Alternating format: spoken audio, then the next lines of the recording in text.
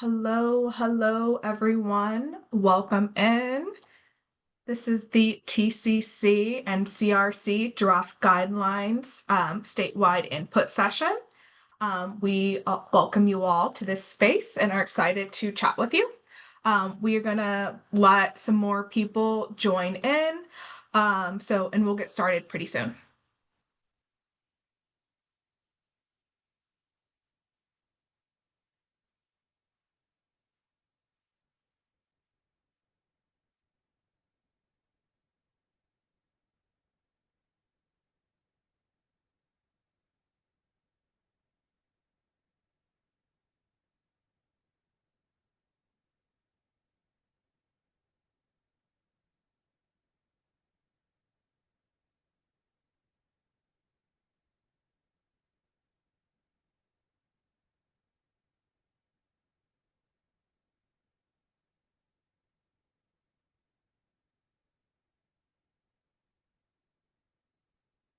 All right.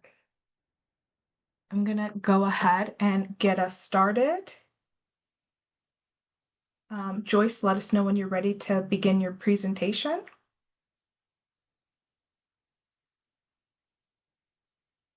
Are you not seeing the presentation currently?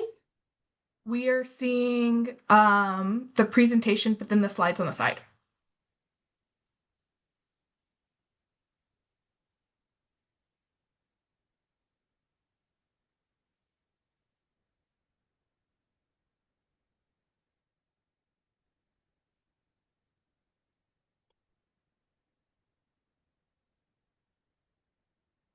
How about now? Yes, we are seeing the second slide. Okay, do you want to go back to the first? Yes, please.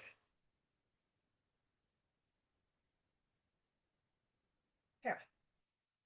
Hello, everyone. Thank you so much for joining us today for the first input session for the Transformative Climate Communities, or TCC program, Round 6, and Community Resilience Center's CRC program, Round 2 draft guidelines. My name is Chanel, and I am with the TCC program, and I'm joined by Jin, who's representing the CRC program. We are excited to welcome you into this space and invite you to introduce yourself by dropping your name, organization, and where you're calling from in the chat. Today's session will be recorded and shared out with attendees after this meeting and uploaded to our program's web pages. We have a full agenda, so let's get started. Next slide, please.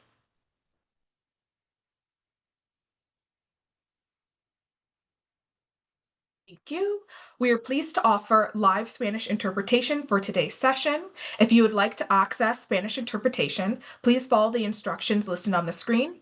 Thank you to Alessandra and Marie, our interpreters today. You can access the presentation slides translated to Spanish by following the link that we are going to share in the chat. If you wish to request the webinar materials in an alternative format or need translation and interpretive services, please email our inbox at crc@sgc.ca.gov or tcc@sgc.ca.gov, and we will follow up with you. Next slide, please.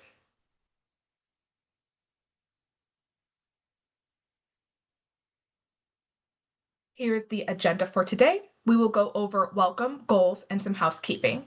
Then we'll provide an overview of the programs, shared proposed changes for the programs, and end the presentation with program-specific updates. We will have some time at the end for Q&A, but it is a tight agenda, so we encourage you to use the Q&A feature during the presentation, where staff will attempt to answer questions in real time. We also want to note that these are just the highlights of our proposed changes. We highly suggest reading the key changes document, or at least the sections that apply to your interest. The key changes documents are on our program websites and will also be dropped in the chat. Next slide. Awesome. Thanks, Chanel. So let's discuss a little bit of our goals on the next slide, please.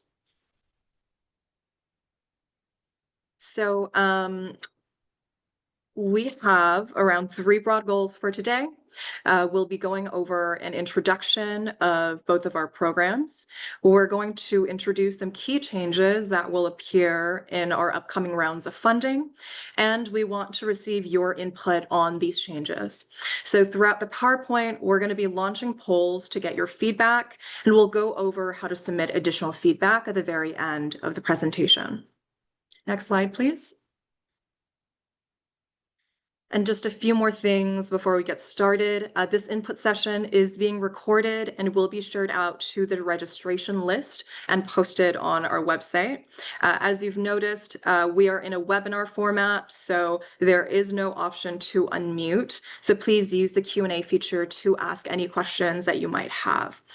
We will have staff who will be answering those questions today. And if you could, please also identify which program your question is for, or if your question is directed towards both programs. If you have additional questions after the session, you can always reach out to us at our respective email addresses, which are already in the chat, but will pop back in again. Awesome. Next slide, please. So throughout the conversation today, we're going to be using a few acronyms that some of us are familiar with and some of us won't be as familiar with. The acronyms are on the slideshow above, but very quickly, SGC is for the Strategic Growth Council. TCC is for the Transformative Climate Communities program. CRC is for the Community Resilience Centers program. And then we have our various grant types. So PG being planning grant, PDG, project development grant, and IG, our implementation grant. Also on the screen, you see these 3 icons, and these icons will also show up throughout the presentation to indicate which changes are going to apply to which grant types as we discuss them. Next slide, please. Okay, so it's time for our first poll. We just want to get a sense of who is in the room and how familiar everyone is with either program. So if you can take a few seconds to answer the poll. We have a few questions on here, so you might have to scroll down to answer all 4 questions. But we're just going to give folks a minute to do that.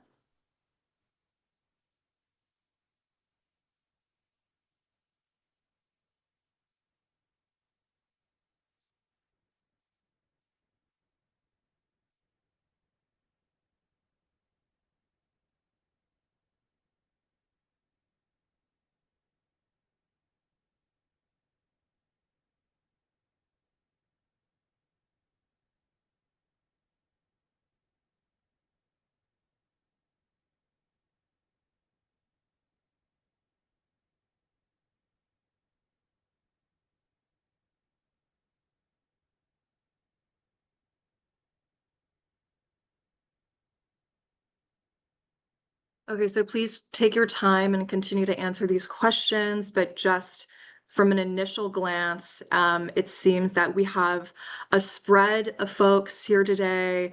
We've got, a third of you that are familiar with both programs and have previously applied, but we also have a third who are not familiar and really don't have any prior experience with those programs. That's really good for us to know as we're answering questions.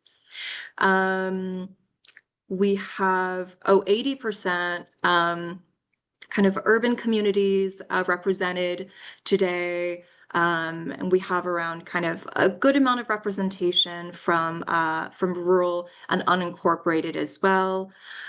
We've got around 7-8 folks coming here from tribal communities. And it seems like also a pretty even spread of the programs that you're interested in. That's really good for us to hear. We love that we're doing kind of a joint webinar. So this is helpful feedback for us to receive. And it seems from a geographic perspective, most of our folks, a third of our folks are joining from kind of the San Francisco Bay Area, as well as Los Angeles, but we've got good representation from the Central Coast and San Diego as well. And this is good for us to gather as we're going to be doing outreach for kind of subsequent webinars that we'll have as well. Okay, Awesome, awesome. Okay, so I think we can stop sharing the poll now. Thanks everyone for participating.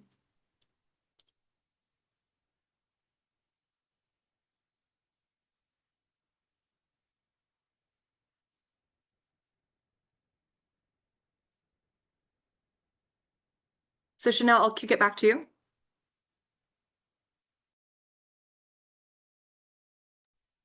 Perfect. Thank you so much. Thank you everyone for filling out that poll. We will now dive into an overview of our programs. All of the information we're about to go over is in the program comparison sheet, which Jess just dropped into the chat. And this can also be found on our website. Next slide, please. The Governor's Office of Land Use and Climate Innovation, or LCI, and SGC have 3 programs called out in the Climate Bond that are on similar timelines: TCC, CRC, and LCI's Extreme Heat and Community Resilience Centers program, or Community Resilience Programs. In this session, we'll be focusing on TCC and CRC, but you can find more information about the Extreme Heat and Community Resilience Program funding and timeline on their webpage. So going into TCC and CRC, at a high level, both programs are community and economic development programs under the California Strategic Growth Council, whereas TCC funds community-led development and infrastructure projects that achieve major environmental, health, and economic benefits to California's most disadvantaged communities. CRC funds specifically the development of neighborhood-level resilience hubs or community resilience centers alongside services and programs to improve local resilience holistically. Next slide, please. From the passing of Proposition 4, also known as the Climate Bond, in November of last year, TCC is anticipated to receive about $100 million for round 6 of in funding, and CRC is anticipated to receive approximately $55 million for their second round of funding. These amounts are subject to change and will be determined during the June 2026 California state budget. Next slide, please. Great. And in both programs' upcoming rounds of funding, we can expect to see a few different grant types. So for both programs, planning and project development grants are going to be capacity building grants. They're meant to get programs and projects shovel ready. They tend to be smaller awards with shorter grant terms, and they also tend to have fewer requirements. Implementation grants, on the other hand, are when a grantee can actually do and complete the construction and full implementation of projects and services. For TCC, this would be the stage where grantees build affordable housing, bike lanes, urban gardens. And for CRC, this is where grantees would actually construct or retrofit their community resilience center. These are much larger awards with longer grant terms and have greater and additional requirements to them. And something we wanted to highlight is new to these 2 upcoming rounds of funding is that applicants may only apply to 1 grant type per program. So next slide, please. So let's talk a little bit about the grant terms of each of these grant types. All planning grants and project development grants will last for 2 years. TCC's implementation grants will last a total of 6 years, and that's broken up with 1 year of pre-development, 4 years of implementation, and 1 year of evaluation. Whereas on the CRC side, CRC's implementation grants will last a total of 5 years, and that's going to include a 1-year pre-development phase, a 3.5-year project completion period, implementation phase, and a 6-month evaluation and performance period. And we also want to know pretty early on in this webinar that the CRC program in round 2 will not be offering project development grants as we had originally done in round 1. And we're going to discuss that a little bit more in depth later. Next slide, please. So both programs have funding goals for round 6 and 2 respectively. TCC's round 6 aims to award one implementation grant to a qualifying tribally led project and one project development grant to a qualifying disadvantaged unincorporated community. These applications will be evaluated in their own pool, and any qualifying application that is not awarded through that process will be considered in the general pool. CRC's round 2 aims to award one planning grant and one implementation grant to a tribally led project and to fund projects that broadly represent statewide geographic diversity by awarding no more than 40% of total funds to a project within a single Cal OES fire and mutual aid region. For the tribal funding goal, those applications will also be evaluated in their own pool, and those not awarded through that funding goal will also be considered in the general pool. Next slide, please. Okay, so how does this all come together? For TCC, we're showing you a diagram of the round 3 implementation grant recipient, City of Oakland's project, Better Neighborhoods, Same Neighbors proposal, which was awarded a little over $28 million. This project chose to use 4 strategies and implement 1 to 2 projects within each strategy. This project also includes transformative elements of community engagement, workforce development, and displacement avoidance plans that help ensure TCC-funded projects benefit existing residents throughout the grant term and beyond. These are projects that have been chosen by the community members themselves. Everyone involved in the grant, including community residents, participate in a collaborative governance structure to jointly make decisions and practice accountability to the community. Next slide, please.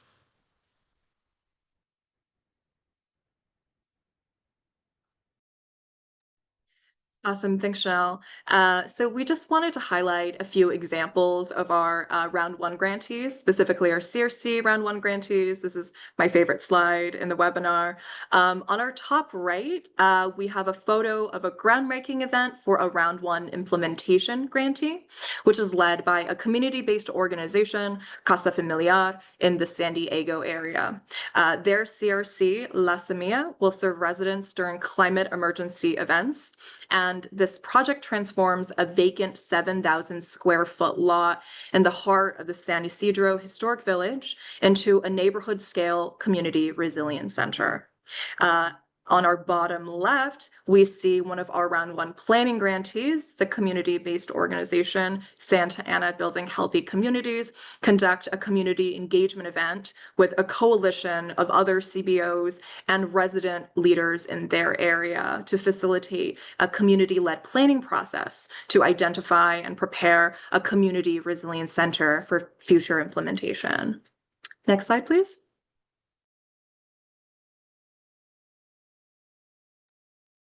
So after all that, we hope you're still interested in applying. If you are, this is what we expect our timeline to look like for this upcoming round of funding. We released our draft guidelines at the end of September and are currently in the public comment period, which is open until early January. We expect to release the Notice of Funding Availability, or NOFA, and applications in the spring/summer of 2026. Applications will be open for about 4 to 6 months. We will then review applications in about the fall/winter of 2026 and hope to make awards in the following spring/summer of 2027. Once again, these are approximate timelines that are subject to change. For detailed information, we recommend you subscribe to the TCC and CRC email list and listservs respectively, and visit our websites. And then just a reminder, we have the Q&A feature. So if you have any questions, please feel free to drop them in the chat about timeline or anything we've presented on so far. Next slide, please. Cool. Okay, so let's actually dive into kind of the bulk of the meeting, which is really discussing the changes of the upcoming rounds 2 and 6 of funding. Next slide, please. And starting with applicant eligibility, so the organizations listed on the screen here that you see are those organizations eligible to serve as lead applicants. For TCC only, lead applicants are required to partner with co-applicant organizations. There are certain exceptions with tribes in some cases, and co-applicants can be any type of organization except for a private shareholder corporation. Next slide, please. Okay, one of the biggest changes we are proposing in rounds 2 and 6 is introducing a funded pre-development phase for the implementation grants. And the goal in this change is to really reduce the burden of applicants applying for an implementation grant and to provide more support to the implementation grantees before and during the implementation phase. And so on the graphic to our right, if you take a look at the top right, we see a graphic of our prior process in rounds 5 and rounds 1. In this process, applicants needed to have fully developed project plans and meet the majority of all application requirements by the time they submit their application. After being selected for award, they then spend 6 to 12 months in what we call the post-award consultation process, refining their plans with SGC staff and executing the grant agreement. This period was largely unfunded with a small amount of funding for some TCC grantees, but overall not a lot of support for that project work during that PAC period.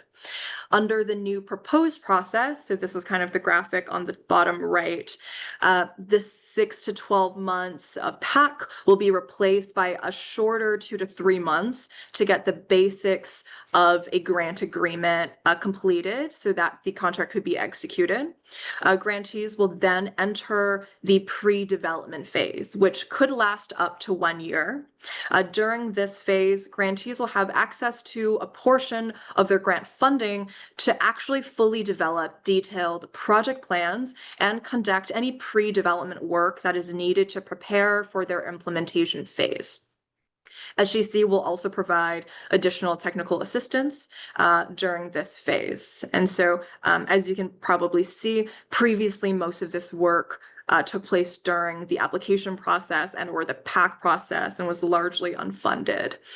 And so after all of that, if grantees successfully develop compliant project plans during pre-development, they will proceed on to the implementation phase and gain access to the rest of their grant funds.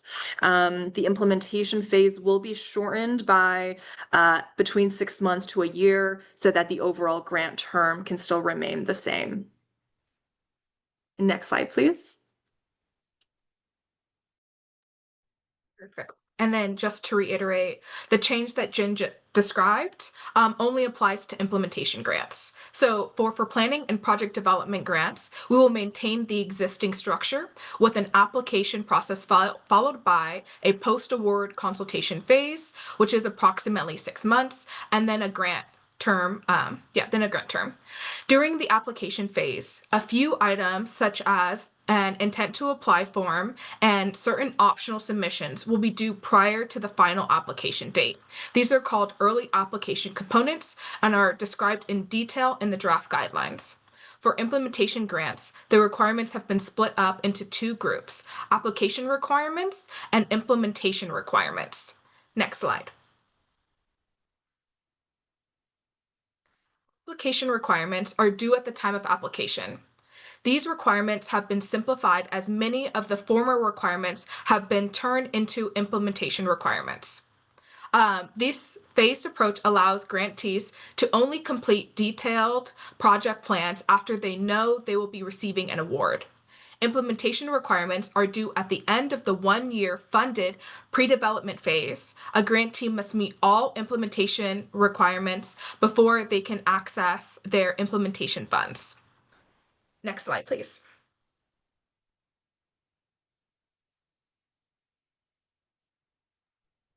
Okay, poll time. So we have a poll with 2 questions. We're just trying to get a gauge on how well you all feel you understand the proposed changes to the implementation grant application process. Does this approach feel feasible? Does it feel less burdensome? Could applicants complete the application with less unfunded staff time and capacity as in previous rounds? Yes, and once again, just because there are actually 3 questions. If you all could remember to scroll down and try to answer all 3 questions, that would be really helpful for us.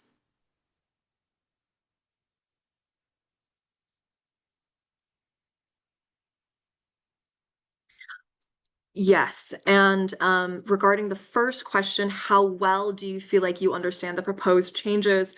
1 means you do not understand it, and we have not been very clear. And 5 means that you understand this change really, really well. I think we forgot to annotate that, so that's what the numbers mean. Okay.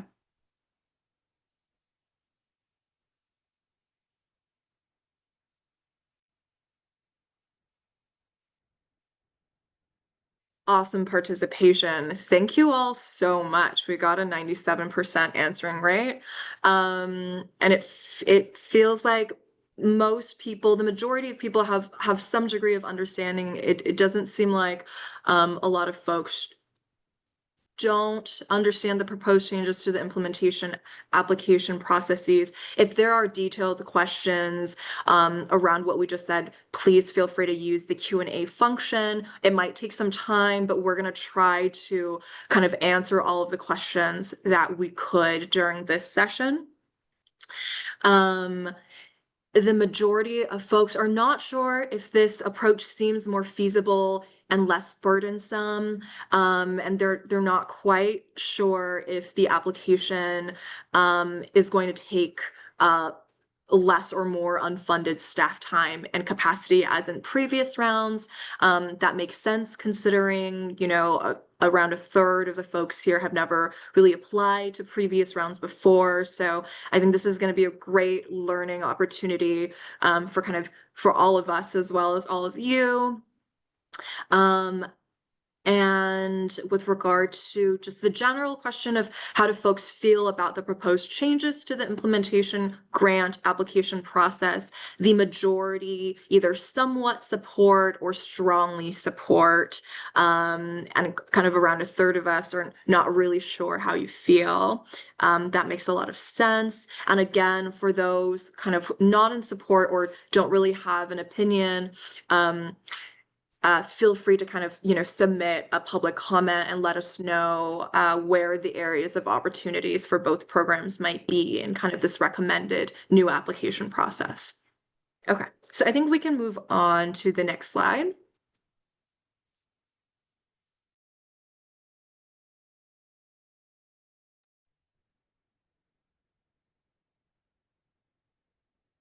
Okay, perfect. Thank you so much. All right, so now we're going into the collaborative governance structure. So this is an example of a difference between an application requirement and an implementation requirement.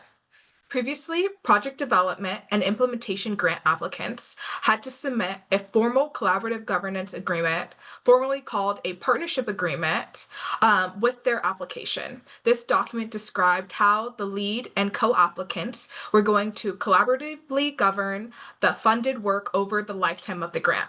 It described decision-making procedures, legal and financial agreements, roles and responsibilities of all parties, and public meeting procedures. These agreements are required because collaborative governance and accountability to residents are foundational components of both TCC and CRC. But these documents were extremely time-intensive to produce. Under the new process, applicants will need to come together and decide on all of these same items during the application process, but they can document their decisions in a worksheet SGC will provide rather than as a draft memorandum of understanding with lots of formal language. If an applicant is selected for an award, they will have a few months before executing the grant agreement to turn the worksheet into a formal agreement and have it executed by all parties. For all other implementation requirements, they will have even longer until the end of the pre-development phase, which is up to 1 year. Next slide, please.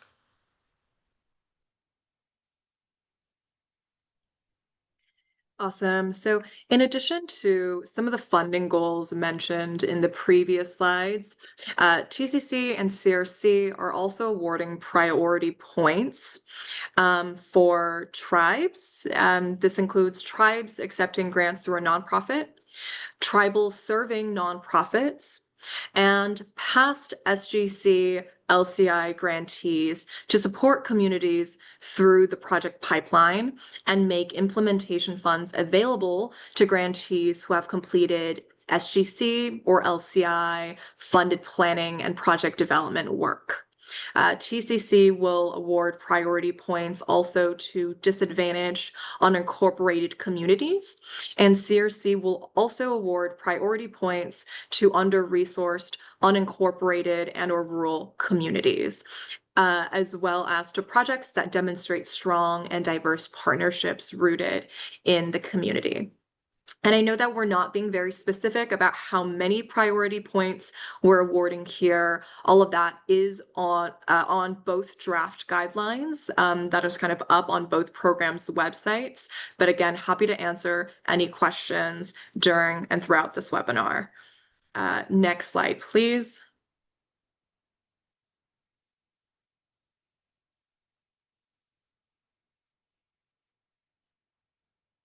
Great. So a new process that we're introducing to kind of the scoring process and mechanism for both programs is something called the close scores procedure and protocol.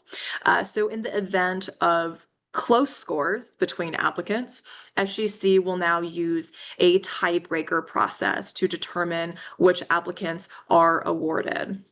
For CRC and for both grant types with CRC, applications within 1 point of each other will be considered tied. And the tie will then be broken by the specific score that was provided to either application around community engagement, what we call the community engagement score. For TCC implementation grants, applications within 1 point of each other will also be considered tied, and the tie will be broken by the community engagement score, which considers the degree of community planning and engagement that informed the application. And for TCC's planning and project development grants, a similar process will be applied. However, scores will be considered tied within 0.5 point of each other, and the tiebreaker criteria will then be the objectives and vision score. And again, our draft guidelines contain a pretty full and thorough explanation of this process and also provide an example scenario that folks might find helpful. And so let's go back into some more polls. Next slide, please. Thank you. And so we have 2 questions. We just want to know whether or not you all support the addition of the close scores protocols, how you feel about this protocol, and kind of the addition of some of the funding goals that we had described earlier in the presentation. And we'll just give folks a minute to kind of answer the poll questions.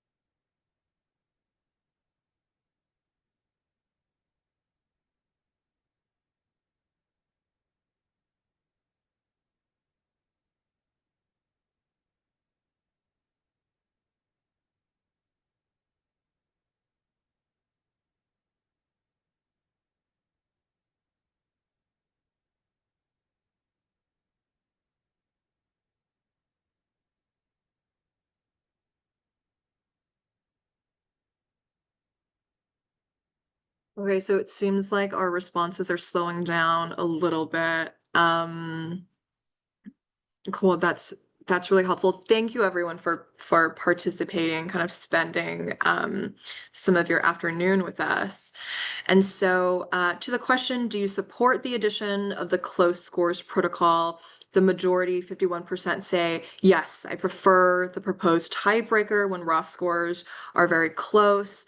Around a third of you don't really have an opinion on this. And then with regard to the second question, do you support the addition of the funding goals? Also, a slight majority say yes, you do support the addition of the funding goals, and around kind of 40% don't really have an opinion, which thank you for your honesty. Is all very helpful for us. And so I think we can close the poll now and maybe move on to talking a bit about technical assistance. Okay. Diving into technical assistance.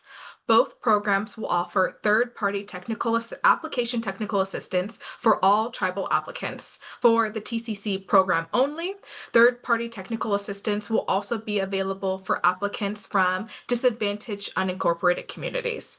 The third-party TA provider or technical assistance is not currently available for other applicants. However, SGC staff for both programs will provide general application TA to all via webinars and distribution of recorded videos, sample documents, and other written materials. In order to further simplify the application process and reduce the need for TA, TCC implementation grants will no longer require estimates of greenhouse gas emissions reductions as part of the application. Instead, at least one project must reduce greenhouse gas emissions, and all projects must either reduce greenhouse gas emissions or contribute to public health benefits. Applicants and co-applicants will narratively describe how their projects achieve this in the application questions. During the pre-development phase, SGC will provide TA to implementation grantees through the SGC program staff and a contract with the third-party provider. The TA is intended to support lead grantees as they work towards meeting all implementation requirements, set up grant management processes, finalize budgets, timelines, and work plans. Next slide.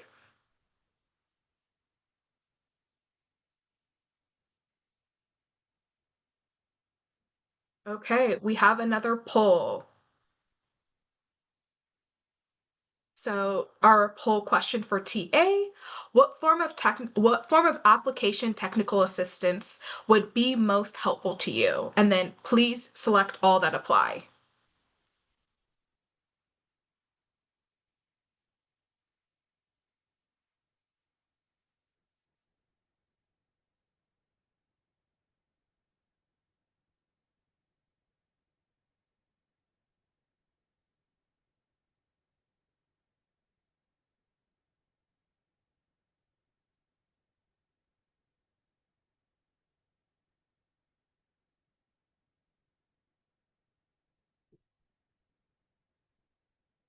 Okay. It's looking like all forms of TA would be beneficial, almost evenly spread. So about 56% of people who've responded so far are saying that understanding grant requirements would be a beneficial form of TA, of application TA. The most highly ranked option so far is we want the TA providers to help identify eligible project types. So that's really good to know. And then also the second most highly requested TA service would be revising narrative responses. And for those folks who did say other, please feel free to drop a public comment or question in the chat or QA describing what other form of application technical assistance you would like to see in this upcoming round for TCC and CRC. All right, it's looking like responses are slowing down. So we'll share those results with you guys. All right, moving on to next slide.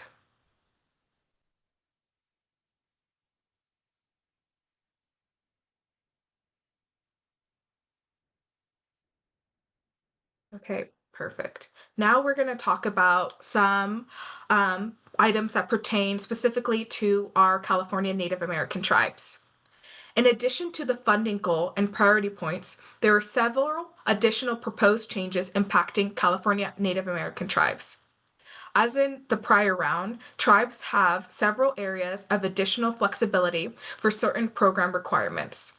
These requirements come in two types: requirements where tribes automatically have flexibility, and ones where tribes can request a modification to the requirement and propose an alternative if necessary.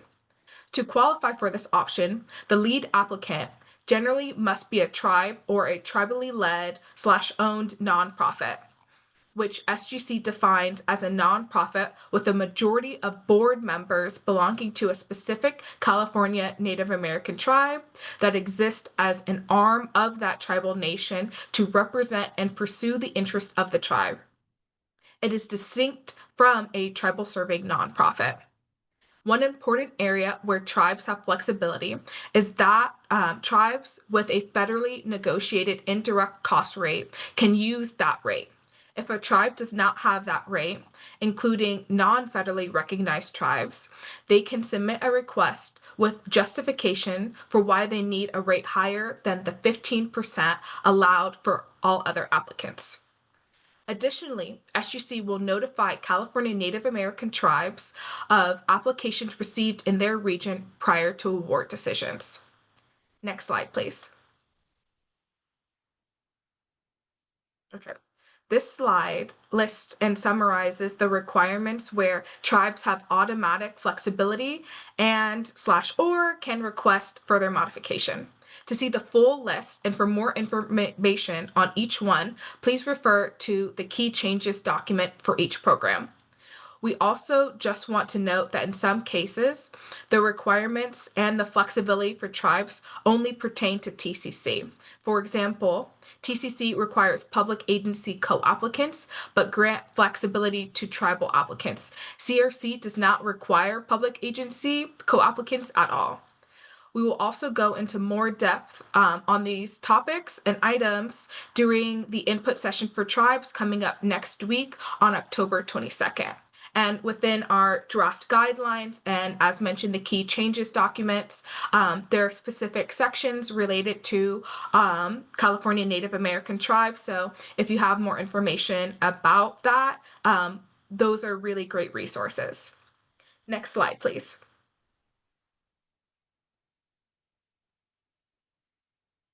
Great. So now that we've discussed applicable changes to both programs, we're going to dive into some program-specific changes, starting with some CRC-specific updates. Next slide, please. Incredible. So one of the kind of program requirements for implementation grant applicants are that all IG applicants are required to define a project area for the proposed CRC facility.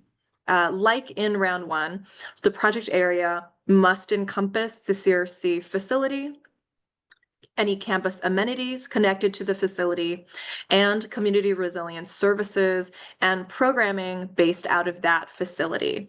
On this slide, you will note some key updates regarding this project area requirement, which include implementation grant applications that include facilities owned or operated by public agencies must now include the public agency as a partner on the application or provide a letter of commitment from the public agency if awarded by the time the grant agreement is signed. Another change is that applicants with a project area that overlaps multiple jurisdictions must now submit a letter of commitment from each relevant public agency who collectively have jurisdiction over the entire project area to ultimately develop and sign a memorandum of understanding or an MOU. that meets all requirements described in our guidelines in Appendix H specifically by the end of the pre-development phase. And finally, implementation grant applications may include more than one facility that serve as a CRC, provided all facilities included in the application are within a 1-mile radius and have the same owner. And we just want to note that planning grant applicants are required also to define a planning area that is inclusive of a future proposed facility, as well as proposed planning activities and the impacted community around the proposed site. Planning grant applicants are encouraged to review the project area eligibility requirements for implementation grants and kind of use this information to consider their ability to align the focus area for future funding opportunities. So kind of a look ahead, if you will. Next slide, please. So one distinct change that we referenced earlier in the webinar is that CRC's Round 2 will no longer offer the project development grant. This is due to a few different reasons, one of which is funding constraints. Round 2 has half the amount of funding as did Round 1. But also one of the reasons is also that planning grants and the new pre-development phase that we introduced earlier of implementation grants will fund actually many activities of what the program has funded in its previous project development grants. And for folks who have additional questions or comments on this, feel free again to kind of submit public comment and or use our Q&A function. Next slide, please. So regarding eligible and non-eligible costs, the program has not actually made significant changes to that list of eligible and non-eligible activities for both grant types, but we have included further nuance and greater clarification to the following items. So with regard to eligible costs, we've added more clarity and granularity on, childcare during community engagement events, what travel and venue rental costs and restrictions might be, and what it means when fossil fuel powered appliances or food and refreshments with some restrictions are not eligible. And so we are hoping these new clarifications and these new lists make things a little clearer and easier for both applicants and awardees trying to kind of apply for and ultimately implement their project. Next slide, please. And lastly, similar to Round 1, the CRC program does not have any leverage or match funding requirements for Round 2. However, what is new to this round is that proposed projects cannot have a funding gap of more than 10% of the overall project cost. And those with leverage funds must then provide documentation at the time of application of these funds. So for example, if an applicant proposes a project, let's say an implementation project that costs overall $30 million, but can and only request 10 million from the CRC program, they need to, at the time of application, tell us where that additional 17 to 20 million is coming from, and also have the documentation that ensures that they have that money committed to the project already. Cool. And with that kind of wraps up the CRC specific updates, and we can kind of toss that back to you, Chanel. Perfect. Thank you so much, Jen. All right, now we're going to dive into some of the TCC specific updates. And again, you can find these updates in our key changes document that we have posted to our website and also dropped into the chat. Next slide, please. One of our biggest changes for Round 6 is to our definition of rural and urban designations. So Round 5 application feedback revealed that some applicants were not sure whether their proposed project area is considered urban or rural. The Round 6 guidelines clarify that the size limit of the project area applies only to implementation grants. The maximum size is determined by whether the project area is an urban or a rural area. Urban areas are those designated as urbanized areas in the 2020 census, or any census tract with populations greater than 50,000, or any census tract with a metropolitan statistical area, or an MSA. The California Employment Development Department provides a list of MSAs. As currently proposed, urban areas remain limited to 5 continuous square miles. Rural areas are any areas not designated by the 2020 census as urbanized areas, or an area that is either one, within a small city with a population under 50,000 and has a RUCA code between 6 and 10. A free updated mapping tool will be made available during the application period to help applicants visualize rural and urban boundaries and check project area eligibility. 2, applicants who pursue Strategy 1, Equitable Housing and Neighborhood Development, or Strategy 12, Community Resilience Centers, which is a strategy type for TCC, must follow any of the definitions per the Health and Safety Code 50199.21, which is the previous TCC definition and designation. For this very technical information, please feel free to refer to our draft guidelines. We have an added definitions section that you can look up the definition for rural with this updated language, as well as our key changes document, which also goes over in greater detail how this applies to our disadvantaged unincorporated communities, and then throughout the document, rural communities, and then also how you can use local data to also help make this designation. All right, next slide, please. Okay, we had some questions in the chat about urban and rural designations, and we have a question for you all. Do you feel you're able to distinguish whether your potential project area would be in an urban or rural area?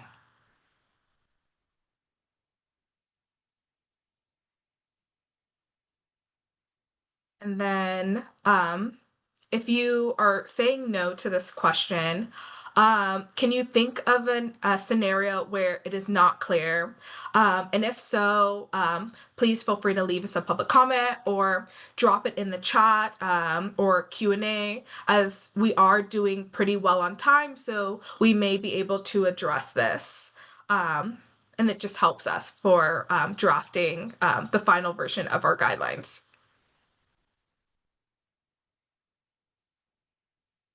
All right, I'll wait for some more responses to trickle in. Most of you are saying that you feel that this new definition is clear and that you would be able to distinguish whether your project area is rural or urban.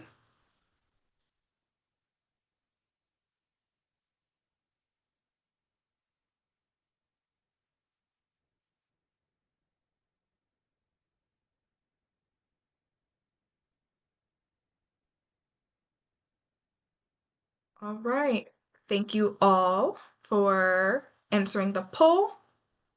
And then we will move on to the next slide.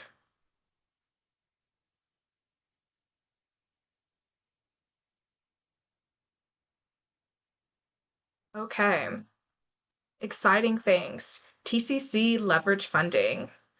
TCC has historically required leverage funding, also known as match funding, for implementation grants. We will continue to do so, but with the new application process, leverage funding does not need to be committed at time of application. Instead, applicants will fill out a leverage worksheet provided by SGC of the funding sources they will pursue during the 1-year pre-development phase. If you do not have leverage funding already committed, please include that on your application as it may increase your feasibility score. I'm sorry, if you do have leverage funding committed, include it on your application. And then we've already noted this, but tribes are not required to have leverage funding and it will not impact their scores. So this is a big change from our previous round of funding where we had applicants have their leverage funding sources committed at time of application. But then as we've administered the program, we've seen that these leverage funding sources like fall through. So it's better to have it identified in that pre-development phase. Once the TCC funds are committed, it's easier to identify those other leverage slash match funding opportunities. All right, next slide, please.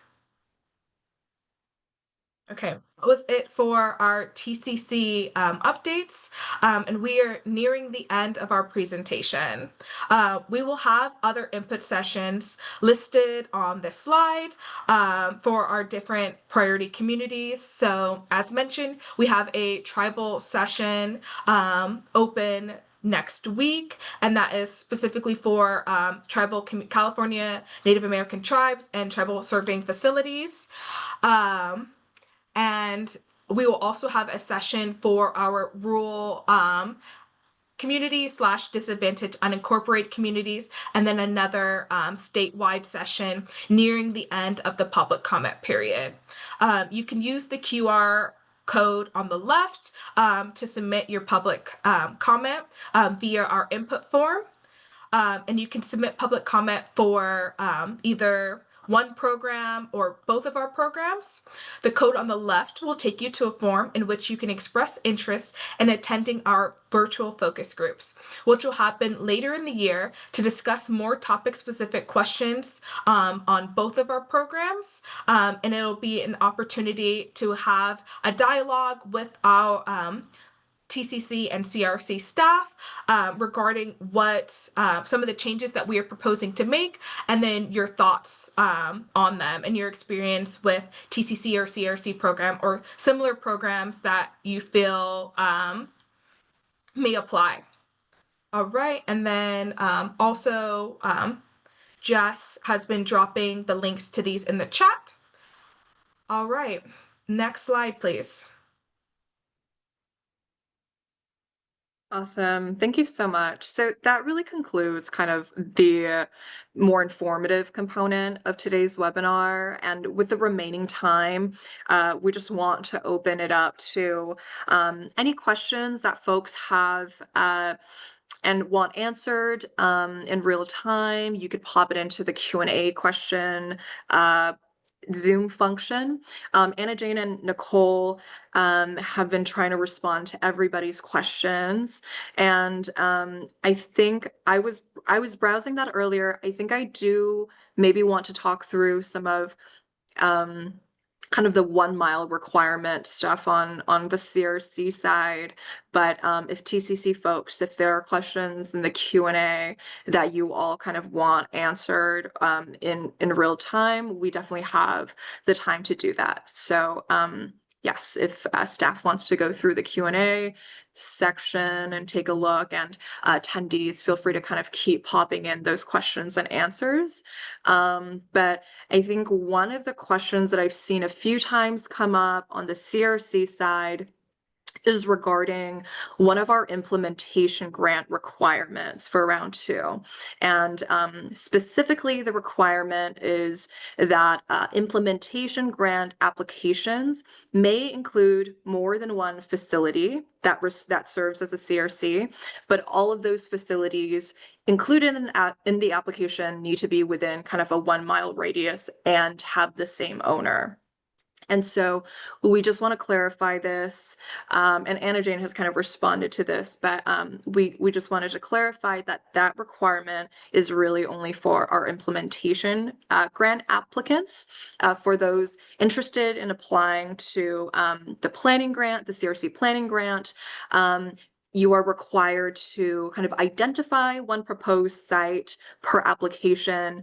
But during, a part of the planning grant process is really kind of getting understanding which site might work best for your plan and acquiring site control. And so that kind of 1 mile radius requirement does not apply to planning grant applications.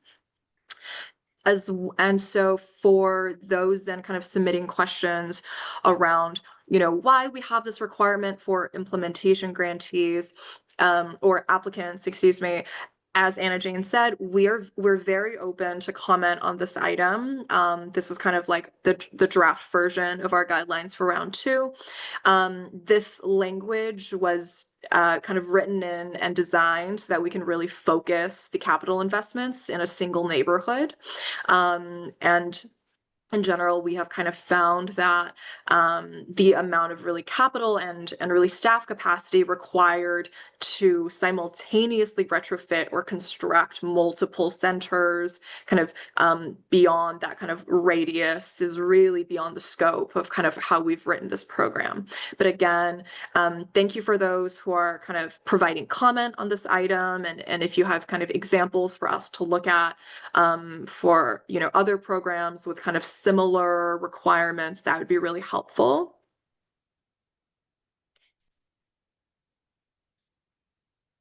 Okay. And then I'm looking at the Q&A right now. There's a question. I'm confused about the TA that will be available. Is it being confirmed in what capacity TA will be available and what type of help would be offered?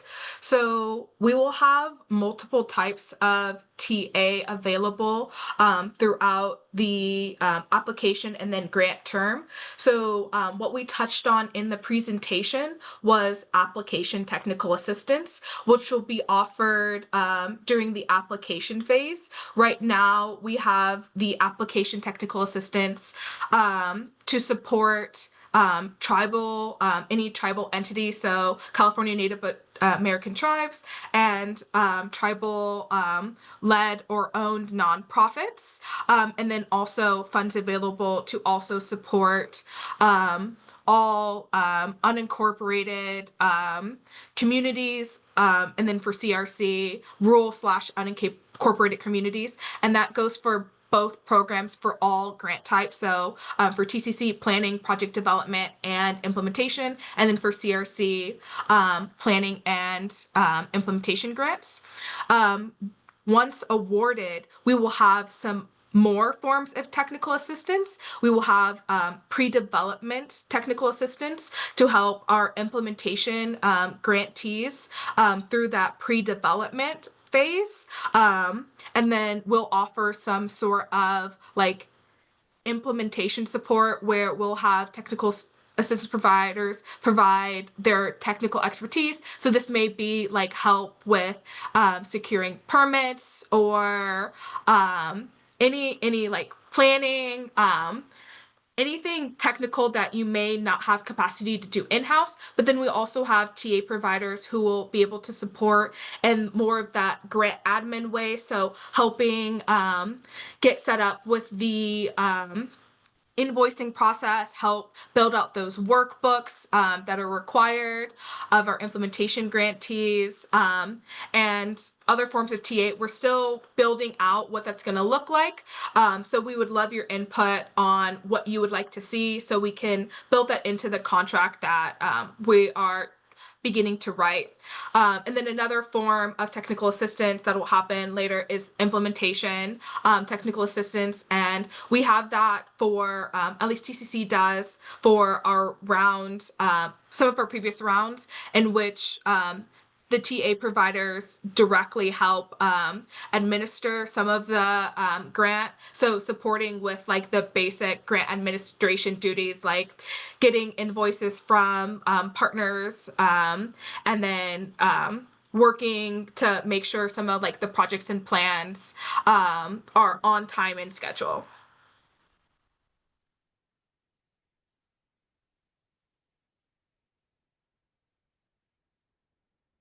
Definitely. And thank you for continuing to kind of submit some of these questions that you all have. Some of these questions we just want to be really mindful on our answers. And so Anna Jane and Nicole and folks answering are just taking their time and kind of responding. We will have the slides publicly available in English. We're going to upload this recording as well as these slides to the program's respective websites after this webinar is over.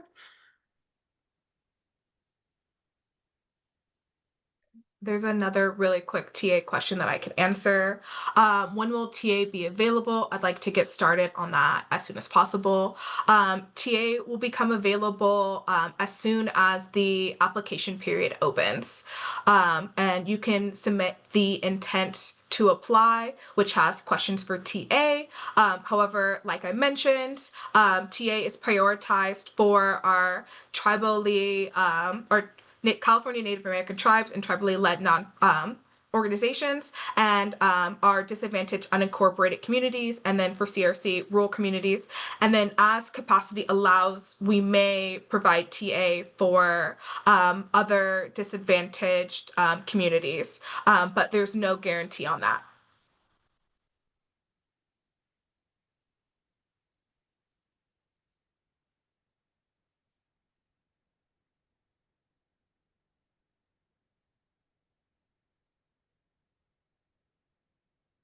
Definitely. And for folks here who are current CRC or TCC planning grantees who have kind of more specific questions, feel free to reach out to your grant manager and kind of have that conversation as well. Though we really appreciate your question.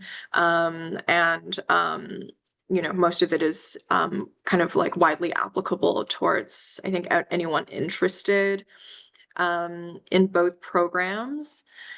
Regarding the question on can funds be used to pay off loans on a project already being constructed, Nicole or Anna Jane, they're going to provide a more detailed answer, but it's very unlikely just because both programs have pretty specific requirements and the construction and the process of construction for kind of what is considered art projects. And they'll kind of give you a more detailed response in writing.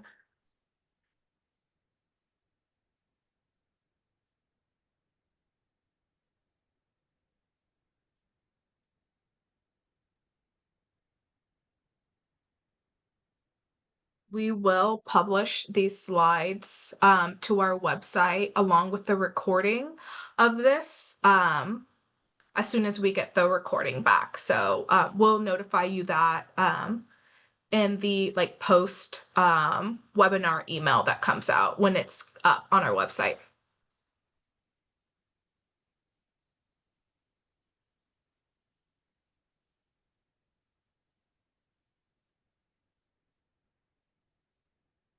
Yes, there will be more webinar information sessions. Actually, Joyce, can we go back to that slide where it kind of lists and gives us the QR codes of when those might be for folks?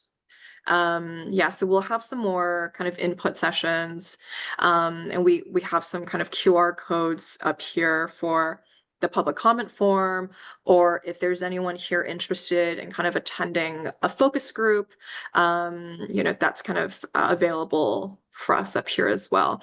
Also, in the case that we don't get to your questions today, we are also we also have folks on the call who are kind of collecting all of the questions that you are asking. And so we're going to be considering all of the questions and kind of all of the comments that you all provide in this session today as we are kind of thinking about finalizing the guidelines and thinking about finalizing the application process for both programs.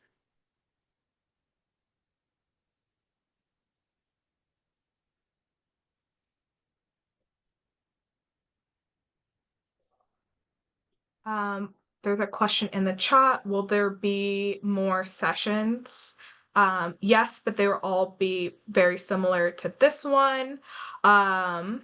So if you do have additional questions, feel free to email our TCC or CRC inboxes and ask those like more specific questions if you can't ask it in the chat today. And then we'll also be releasing at some point an FAQ or frequently asked questions document about some of what we're hearing from community that you guys want to know answers to.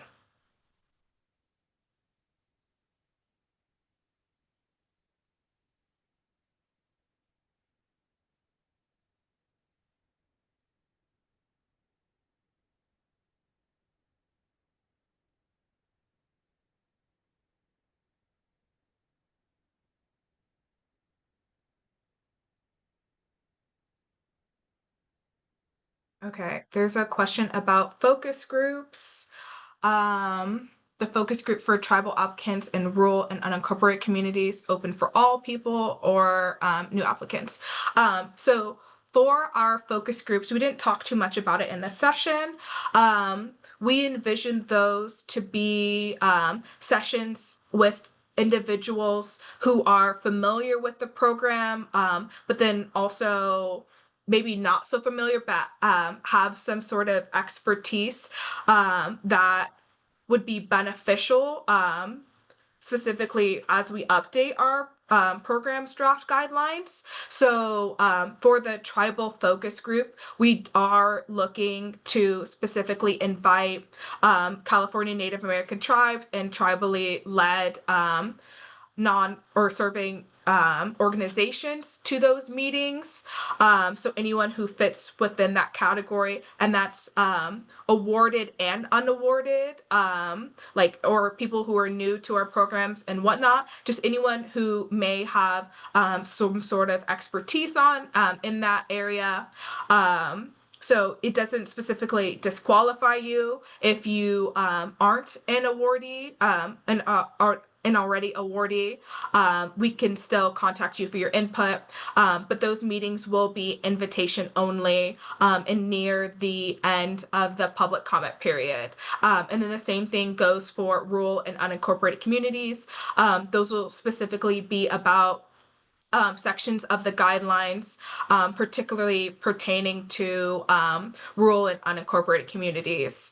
And then we'll invite folks who have the expertise, who may have applied to TCC or CRC before, as well as people who haven't and may just be unfamiliar but have unique insights.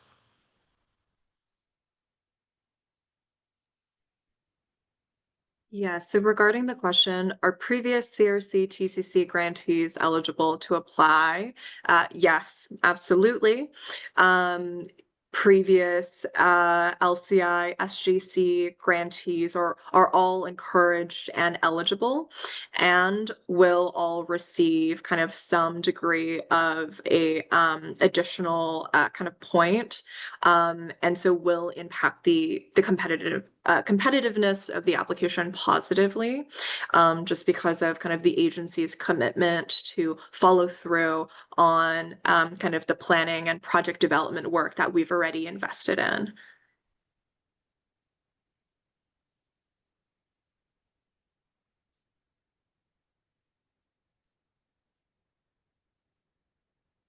And Ashley, to your question, how will money be allocated to pre-development phase if there's no executed grant agreement? Or is the executed grant agreement handled prior to the pre-development phase? In this new proposed implementation grant process, there will be an executed grant agreement before implementation grantees launch into the pre-development phase.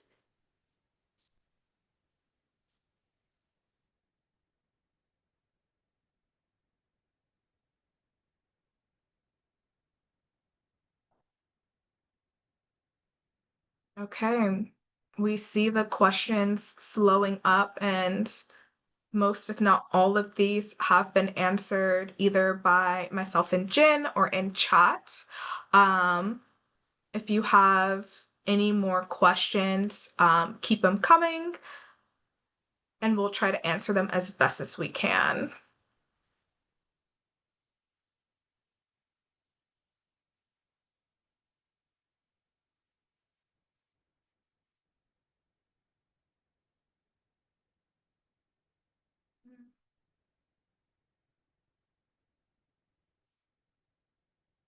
Okay, for the question that came in, does the current focus priorities mean that urban, but in DAC projects that were top scoring in round one, but just not funded, will be at a competitive disadvantage? I'll let our program manager staff answer that in chat. So that answer will be coming, but in written form.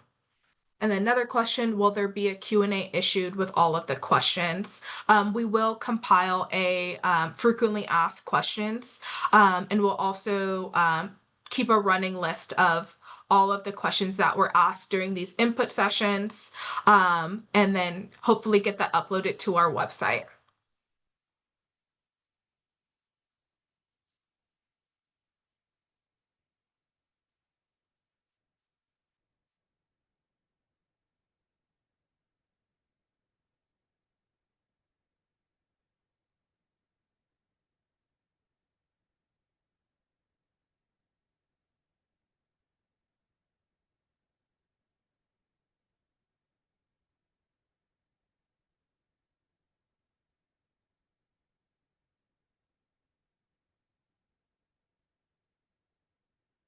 Okay. That brings us to the end of our Q&A period. Joyce, if you can go to the end of our presentation, please.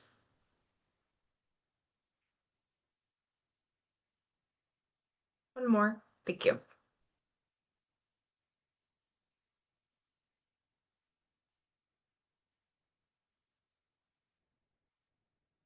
Okay. Thank you for your interest in TCC and CRC.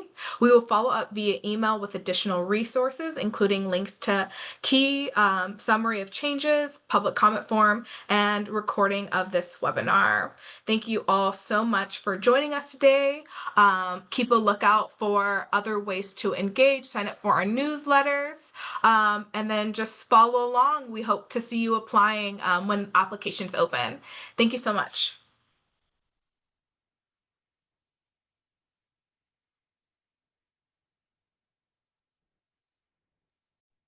Yes, and folks who need to go, feel free to hop. But I think we can stay on for a final few minutes to kind of just finish answering kind of the last few questions that we have.